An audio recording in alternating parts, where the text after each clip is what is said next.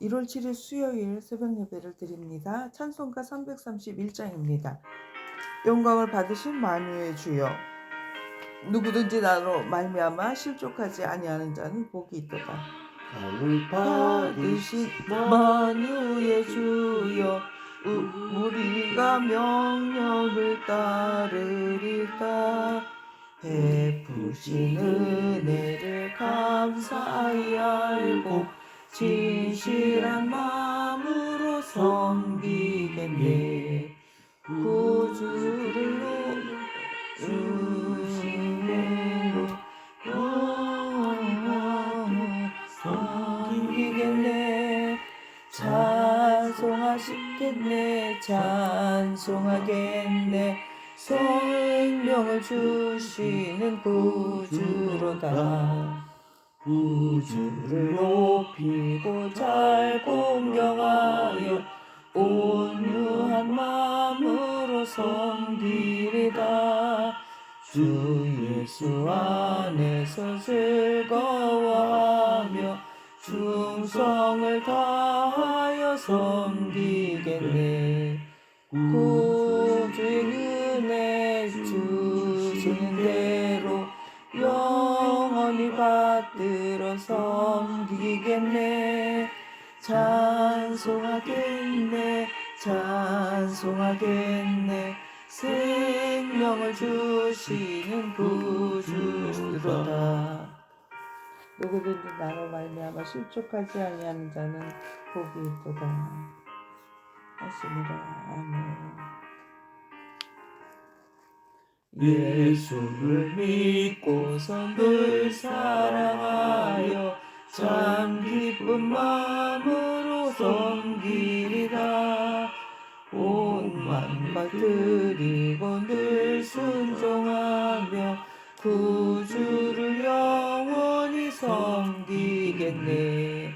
구주의 은혜 주시는 대로 영원히 받들어 섬기겠네. 찬송하겠네. 찬송하겠네. 생명을 주시는 구주로다.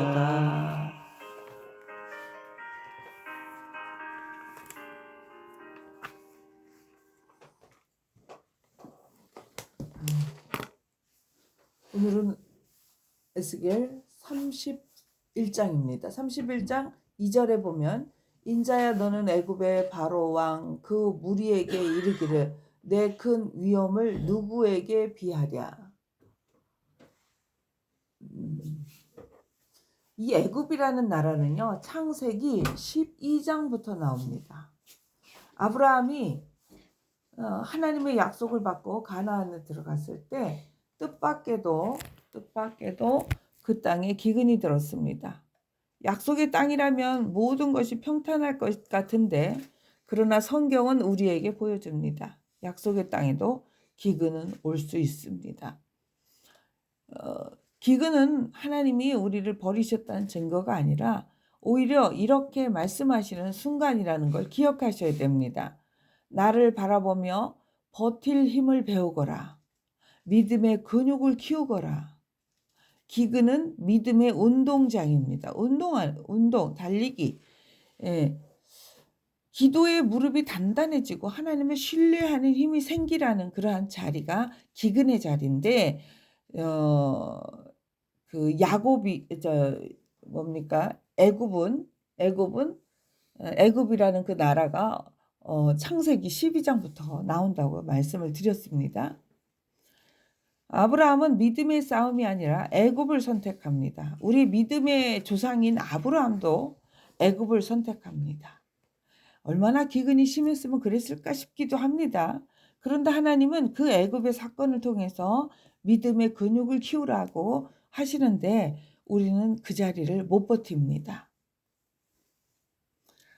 도망가고 또 피해가고 또 찾아서 가고 그렇습니다. 아브라함은 그 자리에서 이렇게 결단하지 못했습니다. 하나님, 살 길을 열어주세요. 근데 이러한 기근이나 고난은요, 감당할 시험만 주신다고 하나님 말씀하셨거든요. 그런데 우리는 그 당시에 도저히 이건 감당할 수 없을 것 같은 그러한 아주 힘든 상황과 대치가 되는 그러한 모습을 우리는 보는데, 그때 어떻게 그것을 타파하고 어떻게 뚫고 나가야 되느냐? 하나님 살 길을 열어 주십시오.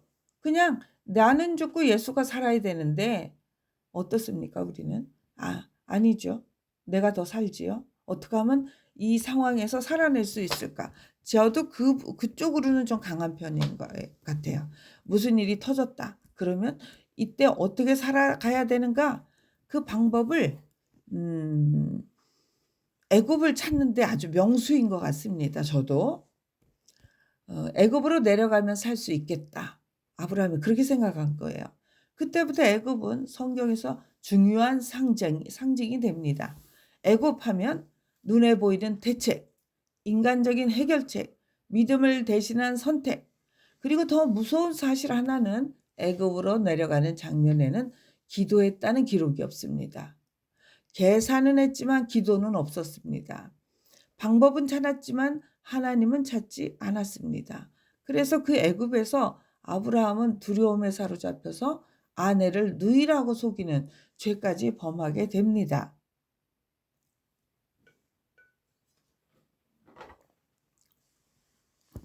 믿음의 조상도 하나님 대신 애굽을 바라보면 흔들렸습니다.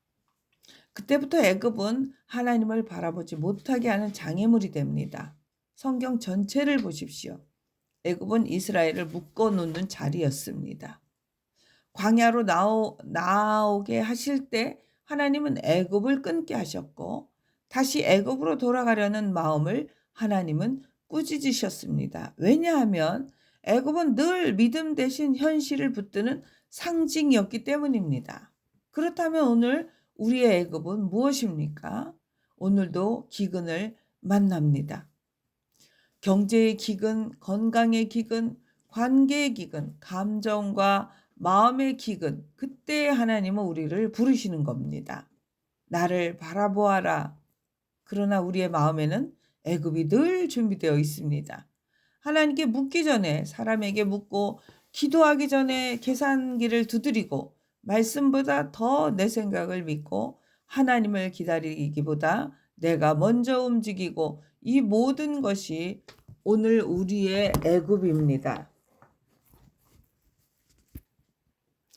자, 기근이 오면 어디를 먼저 바라보는가? 여러분들은 어디를 먼저 바라보십니까? 하나님입니까? 아니면 애굽입니까? 아니면 기도로 나아가십니까? 또 그것도 아니면 이거죠. 내가 만든 방법으로 달려가는 거죠. 믿음의 싸움은 방향의 싸움입니다.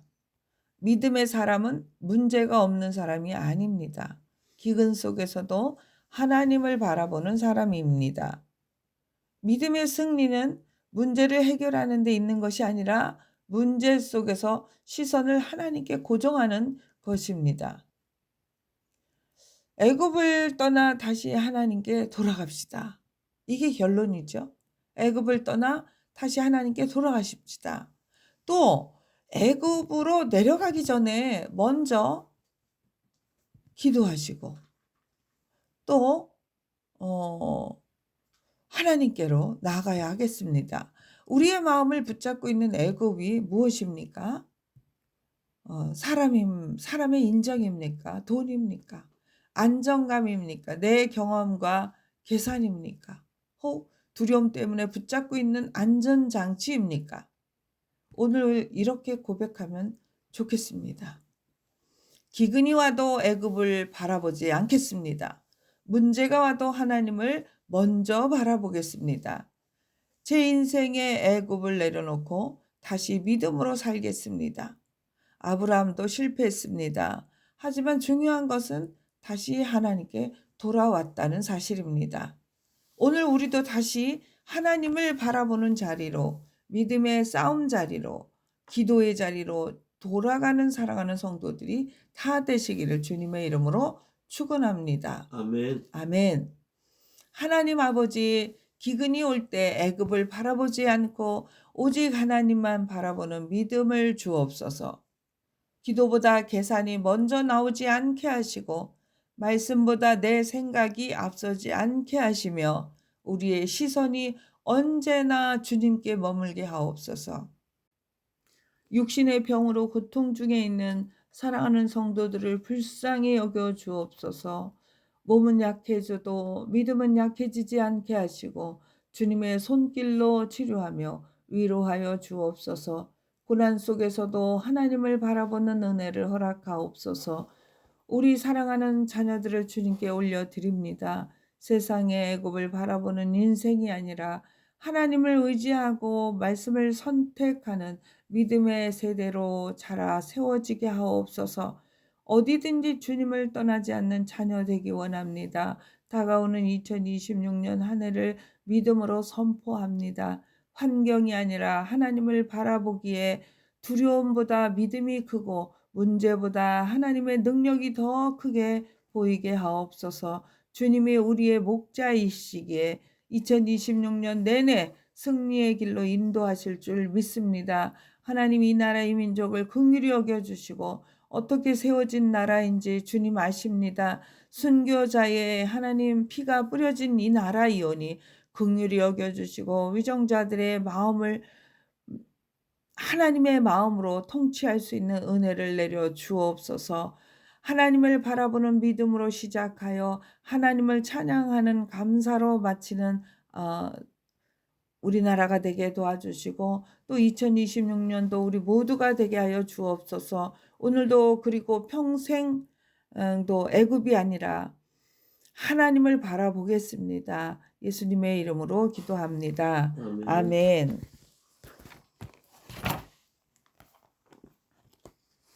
하늘에 계신 우리 아버지, 아버지의 이름을 거룩하게 하시며 아버지의 나라가 오게 하시며 아버지의 뜻이 하늘에서와 같이 땅에서도 이루어지게 하소서. 오늘 우리에게 일용할 양식을 주시고 우리가 우리에게 잘못한 사람을 용서해 준 것 같이 우리 죄를 용서해 주시고 우리를 시험에 빠지지 않게 하시고 악에서 구하소서. 나라와 권능과 영광이 영원히 아버지의 것입니다. 아멘. 네, 저는 오늘 오후 3시에 직장에 가서 4시까지 있을 예정입니다. 그래서 4시에 이임숙 원사님은 제 차를 타시고 교회를 가시면 되겠습니다. 감사합니다. 사랑하는 남공주 성도 여러분, 주님의 이름으로 사랑하고 축복합니다.